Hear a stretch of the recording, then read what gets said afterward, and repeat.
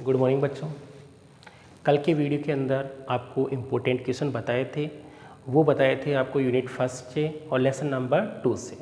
और आपको कहा गया था कि जो भी ये क्वेश्चन है उसके लिए नोटबुक बनाएंगे, उसका आंसर लिखेंगे, जिससे आपकी अच्छे से तैयारी हो जाए। अब जो आज का वीडियो है उसमें देखिए आप, जो यूनिट फर्स्ट के लेसन है 3 और 4, उससे छोटे वाले क्वेश्चन अपन देखेंगे और इनको भी आपको लिखना है और लिख के आंसर आपको कंप्लीट करने हैं। और कल का जो वीडियो होगा उसके अंदर यूनिट फर्स्ट में जो इम्पोर्टेंट क्वेश्चन है बड़े वाले, उनके लिए अपन चर्चा करेंगे। और कल जो क्वेश्चन बताए थे मैंने, उसमें 2018 का नहीं बताया था। ये 2018 में 2 क्वेश्चन ये आए हुए हैं।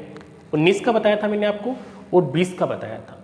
18 में क्वेश्चन आया था असंजनन क्या है 1 नंबर का, और एक क्वेश्चन आया था परागण क्या है और वायु परागण व जल परागण को समझाएं।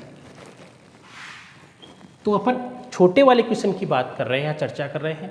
और बुक में जो भी क्वेश्चन है, जो छोटे क्वेश्चन है, उन सबको आपको अच्छे से तैयार करना है। तो आज के इंपॉर्टेंट क्वेश्चन में सबसे पहले असंगतता क्या है। असंगतता क्या है बताया हुआ है मेरा कि जो जनन श्रम और जनन श्रम और विकसित जो नर व मादा युग्मक होते हैं, नर युग्मक और कौन से मादा युग्मक, दोनों के अंदर कौन सी क्रिया नहीं होती है, निषेचन की क्रिया नहीं हो पाती है। यानी वो क्रियाशील भी है, जनन श्रम यानी जन्म क्रिया कर सकते हैं, फिर भी उसके अंदर दोनों में किसकी क्षमता नहीं पाई जाती है, निषेचन की क्षमता नहीं पाई जाती है।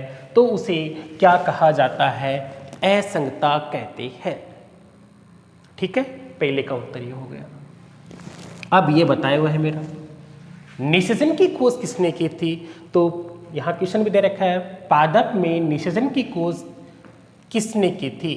तो वैज्ञानिक का नाम है स्टार्स बर्गर नामक वैज्ञानिक ने की थी। और किसमें की थी, लीलियम प्लांट में की थी। कौन से पादप में की थी, लीलियम। तो वैज्ञानिक का नाम क्या हो गया, स्टार्स बर्गर। फिर यहां देखो क्वेश्चन दे रखा है अनिषेक जनन, अनिषेक जनन को प्रेरित करने वाले हार्मोन बताइए।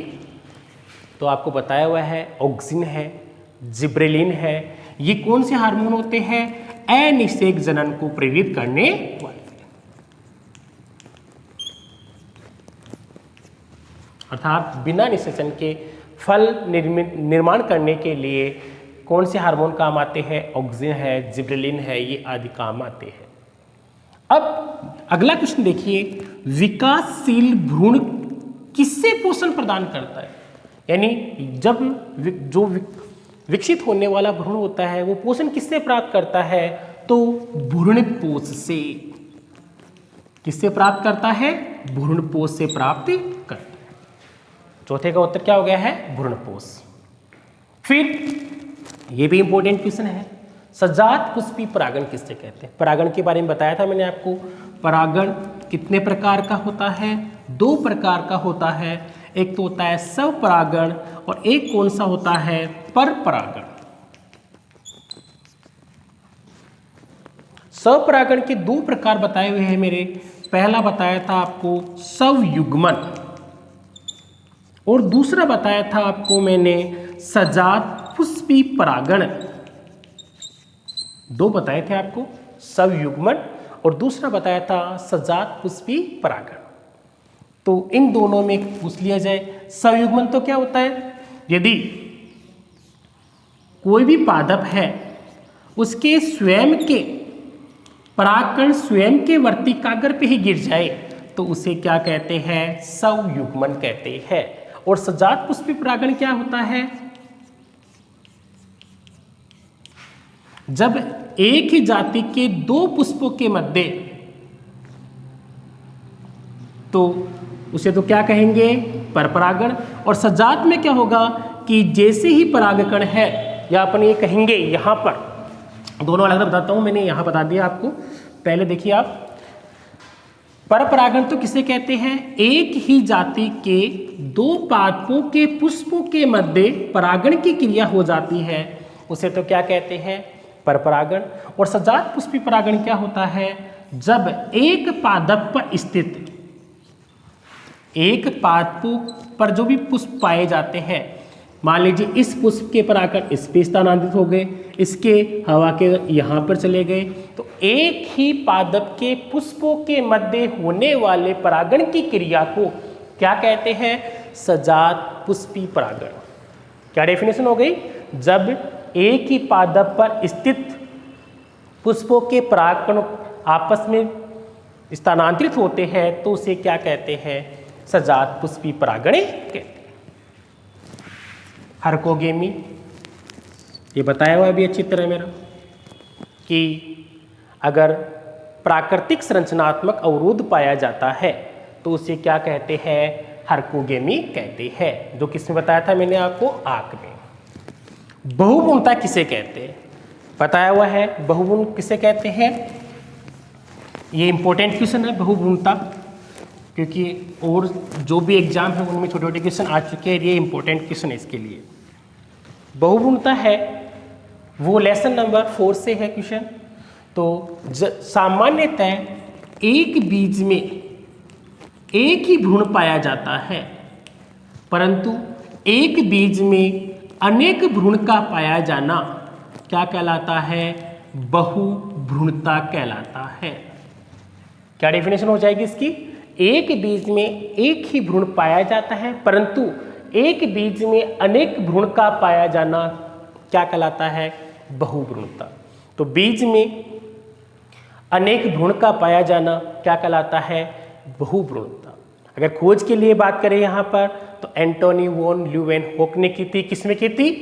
संतरे के बीज में। फिर असंजनन, ये क्योंकि 2018 में आया हुआ है क्वेश्चन, दोबारा पूछ लिया जाए, ठीक है। एपोमिक्सिस बोला जाता है इसको। क्या बोला जाता है? एपोमिक्सिस, यानी बिना अर्धसूत्री विभाजन, ठीक है, और बिना निषेचन किसका निर्माण होना? भ्रूण का निर्माण होना। क्या डेफिनेशन होगी? बिना अर्धसूत्री विभाजन और बिना निषेचन भ्रूण का निर्माण हो जाता है तो उस क्रिया को क्या कहते हैं? असंजनन कहते हैं, एपोमिक्सिस कहते हैं। जब बिना अर्धसूत्री विभाजन बिना निषेचन भ्रूण का निर्माण होता है तो उसे क्या कहते हैं? असंजनन। अब इससे इसके दो महत्व लिखिए। क्वेश्चन भी दे रखा है बुक में, तो केवल इतना क्वेश्चन दे दे, इसके दो महत्व बताइए। तो एक तो इससे क्या होगा कि जो आपको जाति चाहिए, यानी इसके अंदर विभिन्नताएं उत्पन्न होगी, जो जाति है उसको सुरक्षित रखा जा सकता है। कोई प्लांट है उसकी जाति है, उसकी को क्या कर सकते हैं? सुरक्षित रख सकते हैं। और उसके अलावा यहाँ पर बात करेंगे तो उच्च किस्म है उसको अलग से सुरक्षित रखा जा सकता है। और इसके अलावा भी देखिए अपन तो एक है इसमें कि जो भी प्लांट होते हैं उसका जो भी लक्षण है उस लक्षण को संरक्षित किया जा सकता है या सुरक्षित किया जा सकता है। तो लक्षण को और उस पादप को सुरक्षित रखा जा सकता है। बहुभ्रूणता के दो कारण बताइए। बहुभ्रूणता क्यों होती है उसके दो कारण, क्योंकि इसको आप ध्यान नहीं देते हो और इस प्रकार का क्वेश्चन आप नहीं कर पाते हो। बहुभ्रूणता तो बता दिया हम किसे कहते हैं कि जब एक बीज में अनेक भ्रूण पाए जाते हैं तो उसे अपन क्या बोलते हैं? बहुभ्रूणता। अब बहुभ्रूणता के दो मुख्य कारण, एक तो सबसे पहले जो प्राक भ्रूण बनता है, प्राक भ्रूण यानी सबसे पहले जो भ्रूण बनता है, उस भ्रूण के अंदर जो विदलन है उसके दौरान यदि ये अनेक भ्रूण में बट जाता है तो कौन सी क्रिया हो जाती है? बहुभ्रूणता हो जाती है। या भ्रूणकोश है, उस भ्रूणकोश के अंदर जो अन्य कोशिकाएं हैं, भ्रूणकोश में अन्य कोशिकाएं जानते होंगे, भ्रूणकोश 7 कोशिकीय और 8 केंद्रीय संरचना क्या कहलाती है? भ्रूणकोश। तो भ्रूणकोश में अंड कोशिका के अलावा, ये तो क्या होती है अंड कोशिका, अंड कोशिका के अलावा इस ऊपर वाले को क्या बोलते हैं एंटीपोडोल, इन दोनों को साय कोशिका, द्विध्रुवी कोशिका। तो अंड कोशिका के अलावा अन्य कोशिका क्या बना लेती है, भ्रूण बना ले, क्या बना ले, भ्रूण बना ले। तो कौन सी क्रिया हो जाती है, बहुभ्रूणता उत्पन्न हो जाती है। तो दो कारण बताइए, तो एक तो लिखेंगे आप प्राक भ्रूण में विदलन होना, दूसरा भ्रूणकोश की अंड कोशिका के अलावा अन्य कोशिका से भ्रूण का निर्माण हो जाना। अब पादप जनन की विशिष्ट विधियां, ये नाम लिखने आपको, एक तो असंग जनन हो गया है, एक सूक्ष्म प्रवर्धन हो गया है, एक बहुभ्रूणता हो गई है, इनके बारे में। इसके अलावा कुछ क्वेश्चन और भी है।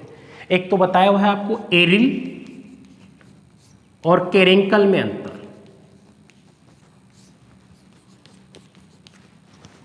एक भ्रूणपोषी व अभ्रूणपोषी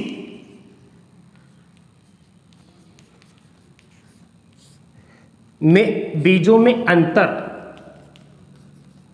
ये दोनों क्वेश्चन आपको और तैयार करने हुए हैं।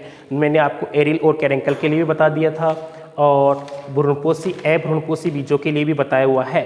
अभ्रूणपोषी है उसमें आपको हमेशा ध्यान रखना है द्विबीजपत्री बीज आते हैं, इसमें आते हैं एक बीजपत्री। क्वेश्चन ये भी पूछा जा सकता है यहाँ पर किन्हीं दो भ्रूणपोषी बीजों के नाम लिखिए, किन्हीं दो अभ्रूणपोषी बीजों के नाम लिखिए। तो ये आपको तैयार करना है अच्छे से। ये छोटे क्वेश्चन है, जो भी आपको बताए हैं उनको आपको अच्छी तरह से देखना है। और साथ में कल आपको बड़े क्वेश्चन बताए जाएंगे, वो तैयार करने हैं। इनको लेसन नंबर 2, 3, 4 जो भी सिलेबस में उसको कंप्लीट पढ़ना। कहीं भी किसी बच्चे को प्रॉब्लम है तो आप मेरे को व्हाट्सएप नंबर पे भेज दो, मैं आपको उसको उत्तर भेज दूँ। और आपको तैयारी करनी है।